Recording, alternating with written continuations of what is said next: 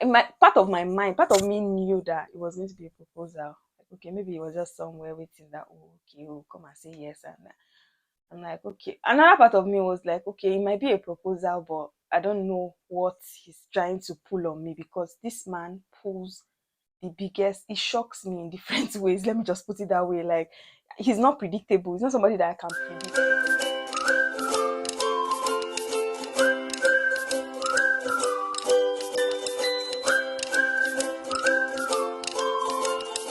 Hey guys, welcome back to my channel. If you are new here, you're welcome. My name is Patricia-Vin, and I hope you consider subscribing and joining this great family. And for my returning subscribers, you guys already know that I love you so much, and I'm always super excited to speak to you guys and share my videos with you guys. So today we don't have a regular vlog. This is because I have hoarded this video, this sit down video, for the longest time, and I'm like, you know what, today is just the perfect time. Let me just come and tell you guys what I have to tell you guys, and then we can continue.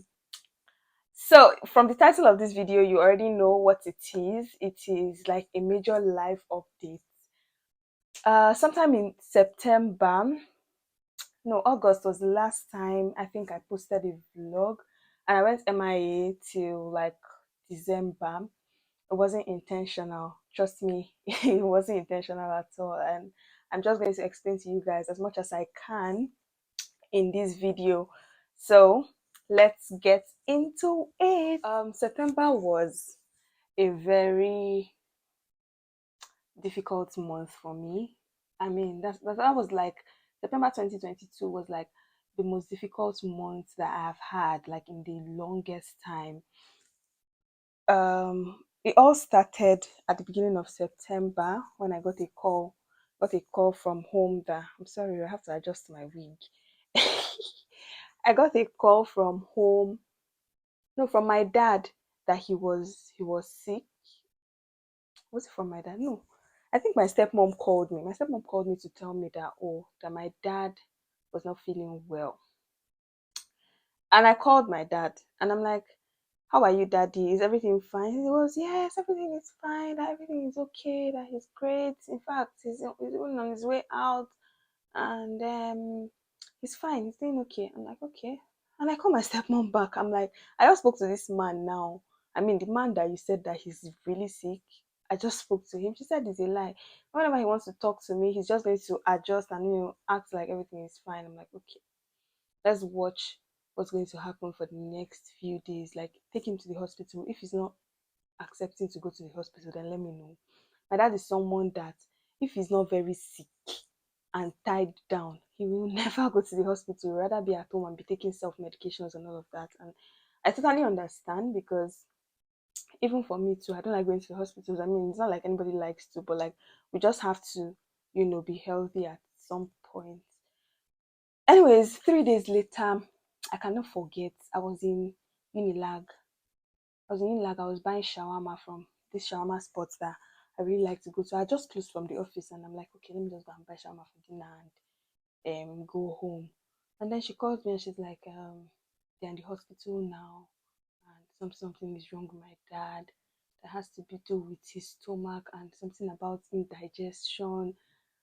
Some very scary things. I'm like, how did we get here? I thought you guys said it was better like yesterday, because the previous day I had spoken to them and they're like, oh, he's better now, that we should just keep praying and all of that, that there'll be no need for him to go to the hospital again.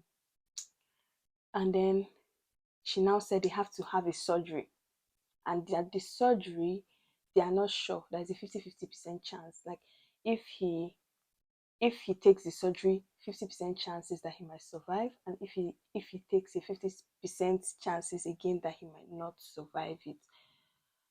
And I went, okay. I spoke to my dad. I'm like, okay, so what's the updates? Like, what's going on? What's really going on now? Like, he doesn't know, that he just feels like he's going to be fine. That he doesn't feel really sick. It's just that his stomach is really hard and swollen, and in one part, I'm like, okay, do you want me to come? Should I come to Abuja? He's like, oh, it's not that serious yet now.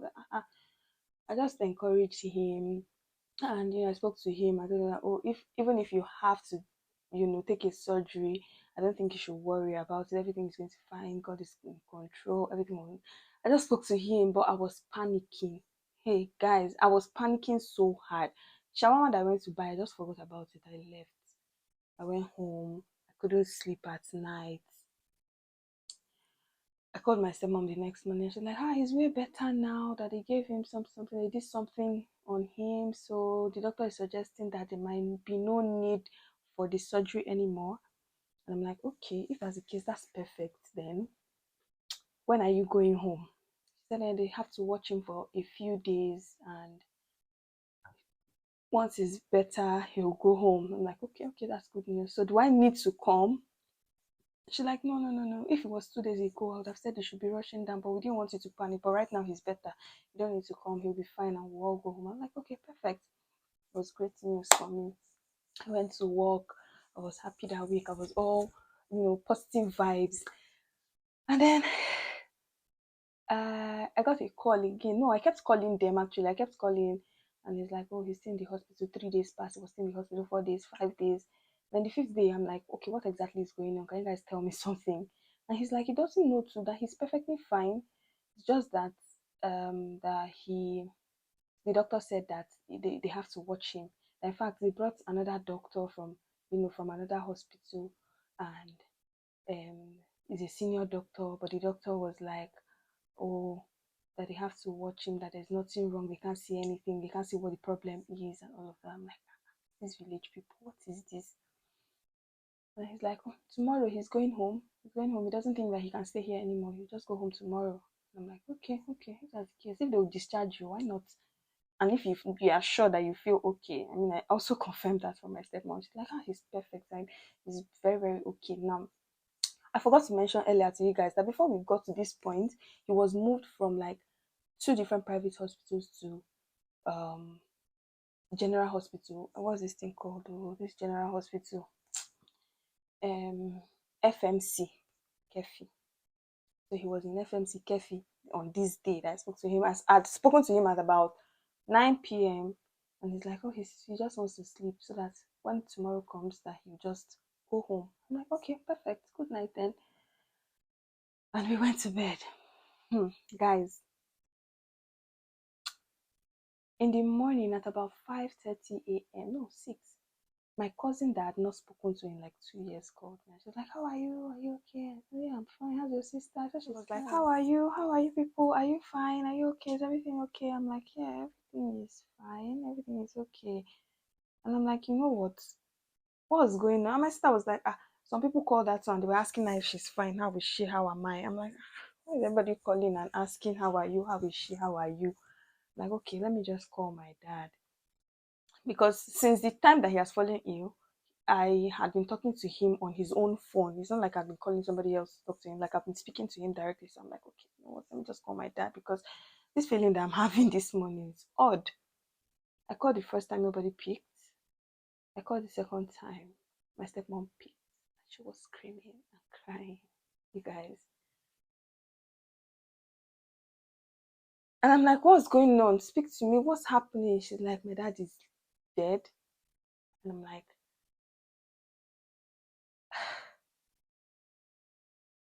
I can't remember how it was for me, but it was not such a sweet memory that I would even want to remember. I mean, like, if I had the chance to, I would definitely, definitely want to speak to him, like, before I lost him.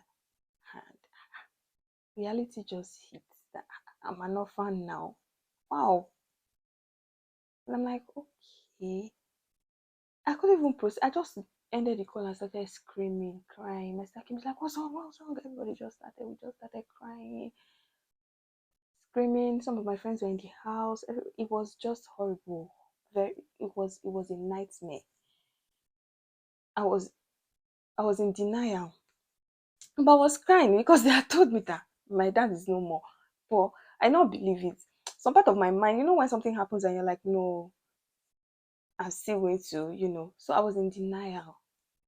I was in denial until we started making burial plans. My uncle called and he's like, "Oh, okay. So we have to start making plans. We have to take him to the mortuary, this and that." Like, I have to stop crying. When you are grieving, but you don't have an option, you can't cry the way you want to cry. You just because everything is on you, and then you have to man up. That was it for me. I had to man up in some way that I had never done before. If you know me very well, like people that know me, my friends and everybody, the family members that know me, know that my dad and I were very, very close. Like, my dad was like my best friend. My dad and I were super close. Guys, I don't know how to explain. So imagine how this must have hit me. We did everything. I don't want to bore people with the details. We did everything. I had to travel to Abuja and then go to the village for the burial. We got to the village. When I was in Abuja, I wasn't even crying because my stepmom, my dad's son, that is pretty young, he's just sick. I was just looking at everybody. I was just looking at my dad's picture. When my dad died and they called me, like I called her to confirm. I called my cousin. I said, please go to my dad's house. Go and check what's going on there. She's like, but I said, just go. I went. I'm like, so where's my dad? She's like, he's really gone. She showed me pictures of people in my dad's living room crying and wailing, and I'm like, hey. So we went to the village and we had to bury him. Bury him. I can't really explain what really went down on the burial day, but for the most part of it, I fainted twice. So it was a chaos. Yeah, it was horrible because they were trying to bury him, they were trying to revive me, so everywhere was just the way it was, and it wasn't horrible. It wasn't nice. I wasn't getting over it. I wasn't getting over it. Even till now, I miss my dad so much. I just knew that I had to move on. Like I just had to move on. Like, moving on for me is like a choice that I don't get to make. Like it's not a choice. Like it's not an option. It has to be compulsory. Like you just have to move on because everybody's constantly reminding you about the people he left behind, about the people that you have to man. Because I'm his first child, about the people that I have to man up and be there for. And I'm like, okay, who is even going to be there for me? You know, and after that time for like a month I wasn't myself. I didn't go to work, I didn't go to the gym, I didn't go anywhere. I was just at home, you know crying and being in bed depressed for like a whole month. My friends really tried, like they really came through for me. They tried their best. They were there for me. Like it was not the sweetest experience. It's not an experience that I ever wish on anybody, not even my worst enemy. But trust me, it's good to always have like people that are really there for you and people that really care about you. So that was that was it, Sha. That was it. Like September 21 is a day that I can never ever forget in my life. I lost my most precious gift. Like I lost my other half. Like I don't know how to describe it, but my dad meant so much to me. I mean, he still means so much to me because I think about even right now, I'm just being a man. I would have started crying, but I'm like, let me just man up and just do this once and for all. But if you know me, you know how close I am to my dad. So it really hit me hard. It hit me hard, and I went off social media. I wasn't on WhatsApp for a long time. I wasn't on Instagram. I wasn't doing any social media for like 2 months. I was just sober. I was just there the way I was. I was just in my feelings. Nothing was interesting to me anymore. Things that I would usually do. I'd rather even stay in bed all day than stand up to go and bath. At some point, there was a week where the only thing I did was stand up from bed, go to the toilet, pee, come back, lie down. And that was my routine for like a week. So it was horrible. A lot of encouragements from different people, a lot of things. And I'm like, oh, so this man, I was angry. I'm like, so you had to just leave me like this, like why, without a clue or anything. So it was just yeah, that was it. So I lost my dad and I had to go off everything. I had to drop everything because I wasn't functioning well at all.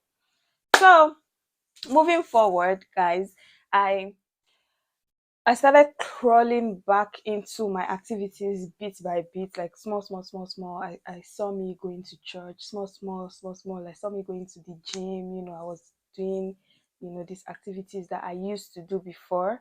I started to do them again, like small, small, like little by little. I'm like, okay, maybe someday to feel better. And then in December, yes, December, the major, the major thing happened. The major, how would I put it now? The life updates happened. So my husband now came back to Nigeria. My husband is somebody that I had been dating since 2015, but we're not just serious and stable with the relationship. Like both of us wanted to go and see what life was outside with other people and that kind of thing. So it was we breaking up and coming back, until last year when he came. No, before he came, we were already dating. I mean, he had plans to come to Nigeria to see my dad before my dad died. So after I lost my dad, I'm like, you know what, there's no point. Like, I don't think I want to get married or anything again. I think I should just pause all plans. I don't think I'm interested or anything. He went, okay, I'm just going to give you time. And and later, we came back to the topic again. See, this particular my husband and I, how we met and everything is going to be another sit down video entirely, maybe with him this time, because I plan to introduce him to the channel very, very soon. Like, very soon, sooner than you guys expect, because I've been getting messages of, oh, where is your husband? Are you not going to show us your husband? Yes, you people will see my husband very soon. So December came, no, ending of November came, my husband came back to Nigeria, and then we finalized all the plans. And in December, because I had plans, I was supposed to travel for my master's, obviously. So I was getting ready for that, and we had like an agreement on how we wanted our life to be and how we're going to, live um after we get married. So like we had everything in place. So he came, and I already knew I was going to get married now. So I was not expecting proposal or anything, or I wasn't expecting any proposal or anything, sha, but when he came, I was very, very happy. I went to the airport, I waited for him, I saw him, I was super happy because I'd not seen him in like close to 4 years. We had only been talking on the phone, video calls, and all of that. So I was very happy. Like, okay, this is really happening. Like, so we're getting married, and yeah, I'm like, okay. I wasn't expecting anything like a proposal or anything, but few days to the wedding, me and my husband were very close. We are friends. Like, we're very, very cool. We are friends. We're friends to the extent that even during our numerous breakups, we still used to be friends. Do you understand? So, like, we are friends. And I told him that, okay, you came here now, you're saying I should marry you. What if on the day of this marriage now, I don't show up? What will happen? He's like, no, you can't. I say, yes. Because now you not proposed to me. Oh. You're just telling me that. It's like, no, I should forget about proposal. That what do I want? What do I need the proposal for? Blah, blah, blah. That is not here. We're not getting married. Oh, wahala. I've heard. So I didn't talk about it again. Like, I just removed it from my mind. Like, I just didn't talk about the proposal anymore. Meanwhile, I know that this man was there making plans. So we're supposed to go to the beach for like a photo shoot, like a pre-wedding photo shoot kind of thing. And we got to the beach, and we got to the beach. They had already set up. He had like a whole team working with him. They had already set up by the beach. I'm going to attach pictures somewhere around here. They had already set up at the beach, and like my proposal was going to happen on my photo shoot day. I don't know if it makes sense to you guys. I wasn't expecting. I was just doing my makeup, and I was just getting ready, like to just you know take my pictures and just be great and go home. And then makeup artist came, my media team came, and they're like, "Oh, we need you to work somewhere. I want to show you something, but it's kind of a surprise. So you have to close your eyes, and then we would lead you to the place." I'm like, what kind of joke is this? Please, let's go and take pictures. Let me get out of here. And they're like, no, no, no, no. I have to take this time around. My husband was MIA. Where is the man that I want to marry? Where is he? Let's take pictures and leave. They're like, oh, he's somewhere around. I should just come. Let's just do this thing. And I'm like, okay. In my part of my mind, part of me knew that it was going to be a proposal. okay, maybe he was just somewhere waiting that, oh, okay, he'll come and say yes. And I'm like, okay. Another part of me was like, okay, it might be a proposal, but I don't know what he's trying to pull on me, because this man pulls the biggest. It shocks me in different ways. Let me just put it that way. Like, he's not predictable. He's not somebody that I can predict. So when he's making some kind of moves, I'm not sure. Like, I can't predict what's the next thing that he's going to do is going to be. I don't know if that makes sense. So they blindfolded me and I walked to the beach, and voila, it was a proposal. And I said yes, obviously. I didn't even hesitate or anything. I just sharply said yes. And then we continued. Everybody was happy. I was really happy. I felt so fulfilled. I'm like, okay, everything just felt like, it just felt like my life was realigning again. Like, I'm like, okay, is this God? Is this my father? I'll be my mother. I'm just like, okay, God, if this is you, I'm very grateful. And I don't know, I can't say anything than thank you, because I was very happy. I was genuinely happy, right? So some of my friends knew my husband, like my family, my friends, a lot of people. Like, there's barely, if you are close to me, there's barely a time when I'm talking and I don't talk about this man. Like, I always talk about him, even when we used to have our issues and I'm not talking to him, I'm fighting him. Anybody that meets me knows that, oh, there's this person in my life that is a pain in the ass, there's something that is very dear to my heart. So, like, a lot of people knew him, but some other people did not know. So everything came as a shock. And me, for one person, when I get when I get excited about certain news, I like to tell my friends and all of that. So this one happened very fast. It happened really fast. And a lot of my friends felt like, oh, Pat was making decisions without telling us. Oh, she didn't tell us that she was going to get married or anything. Or is she pregnant? Emergency bride? Or what's the rush about? And the ones that understood knew. My friends used to tell me that, you and this your boyfriend, people end up getting married at the end of the day. There's no point. So it was just like that. But like, a lot of people, I don't know, there was obviously talks flying around. It was understandable, because even me, I'll be angry that my friend would be planning this kind of thing and she won't tell me. I kept saying different things. I kept saying things like, is she pregnant? Did they force her? Why is she rushing? She must be pregnant and all of that. I've been married for some months now. I'm not even pregnant yet. So it was just like that. And then we had to travel to my village for the traditional marriage. We got there, we did it. Most of my friends did not come.